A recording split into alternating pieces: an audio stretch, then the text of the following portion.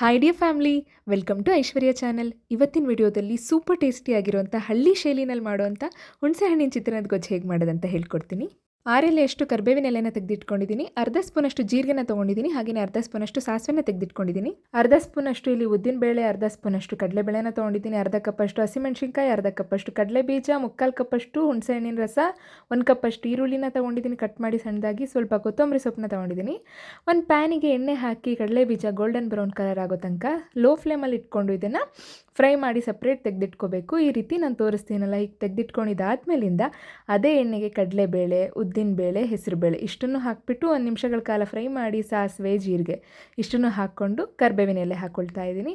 1 ನಿಮಿಷಗಳ ಕಾಲ ಫ್ರೈ ಮಾಡ್ಕೊಂಡಿದ್ದಾದ್ಮೇಲೆ ಹಸಿಮೆಣಸಿನ್ಕಾಯಿ ಹಾಕಿಬಿಟ್ಟು ಅದನ್ನು ಕೂಡ ಸ್ವಲ್ಪ 1-2 ನಿಮಿಷಗಳ ಕಾಲ ಫ್ರೈ ಮಾಡಿದ್ದಾದ್ಮೇಲಿಂದ ಈರುಳ್ಳಿ ಆ್ಯಡ್ ಮಾಡ್ಕೊಳ್ತಾ ಇದ್ದೀನಿ. ಈರುಳ್ಳಿ ಹಾಕ್ಕೊಂಡು ಟ್ರಾನ್ಸ್ಪರೆಂಟ್ ಆಗಬೇಕು ಅಂದರೆ ಸ್ವಲ್ಪ ಸಾಲ್ಟ್ ಹಾಕಿಬಿಟ್ಟು ಲೋ ಫ್ಲೇಮಲ್ಲಿ ಫ್ರೈ ಮಾಡ್ಕೊಳ್ಬೇಕು. ಸೊ ಟ್ರಾನ್ಸ್ಪರೆಂಟ್ ಆದಮೇಲಿಂದ ಸ್ವಲ್ಪ ಅರಿಶಿಣದ ಪುಡಿ ಹಾಕ್ಬಿಟ್ಟು ನೀಟಾಗಿ ಮಿಕ್ಸ್ ಮಾಡ್ಕೊಂಡಿದ್ದಾದ್ಮೇಲಿಂದ ಹುಣಸೆ ಹಣ್ಣಿನ ರಸನ ಆ್ಯಡ್ ಮಾಡಿಕೊಂಡು ಚೆನ್ನಾಗಿ ಇದನ್ನು ಮಿಕ್ಸ್ ಮಾಡ್ಕೋಬೇಕು ಲೋ ಫ್ಲೇಮಲ್ಲಿ ಇಟ್ಕೊಂಡು. ಈಗ ಜಜ್ಜಿರುವಂಥ 1-5 ಬೆಳ್ಳುಳ್ಳಿನ ಆ್ಯಡ್ ಮಾಡಿಕೊಂಡು ಸ್ವಲ್ಪ ಕೊತ್ತಂಬರಿ ಸೊಪ್ಪನ್ನ ಹಾಕ್ಕೊಳ್ತಾ ಇದ್ದೀನಿ.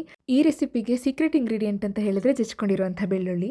ಈ ರೀತಿ 8 ನಿಮಿಷಗಳ ಕಾಲ ಫ್ರೈ ಮಾಡಿಕೊಂಡ್ರೆ ಲೋ ಫ್ಲೇಮಲ್ಲಿ ರುಚಿಯಾಗಿರುವಂಥ ಹುಣಸೆಹಣ್ಣಿನ ಚಿತ್ರಾನ್ನದ ಗೊಜ್ಜು ರೆಡಿ ಆಗುತ್ತೆ. ಈ ರೆಸಿಪಿನ ನೀವು ಕೂಡ ಮನೆಯಲ್ಲಿ ಒಂದ್ಸಲ ಟ್ರೈ ಮಾಡಿ ಟೇಸ್ಟ್ ಹೇಗಿತ್ತು ಅಂತ ಕಮೆಂಟಲ್ಲಿ ತಿಳಿಸಿ. ವಿಡಿಯೋ ಇಷ್ಟ ಆಗಿದ್ರೆ ಲೈಕ್ ಮಾಡಿ, ಶೇರ್ ಮಾಡಿ. ಹಾಗೆಯೇ ಮತ್ತಷ್ಟು ಹೆಲ್ದಿ ಆ್ಯಂಡ್ ಟೇಸ್ಟ್ ರೆಸಿಪೀಸ್ಗೋಸ್ಕರ ಐಶ್ವರ್ಯ ಚಾನಲ್ನ ಸಬ್ಸ್ಕ್ರೈಬ್ ಮಾಡಿ, ಪಕ್ಕದಲ್ಲಿರುವಂಥ ಬೆಲ್ ಐಕಾನ್ನ ಕ್ಲಿಕ್ ಮಾಡಿ. Thank you so much for watching Aishwarya channel. ಎಲ್ರಿಗೂ ಒಳ್ಳೆಯದಾಗಲಿ.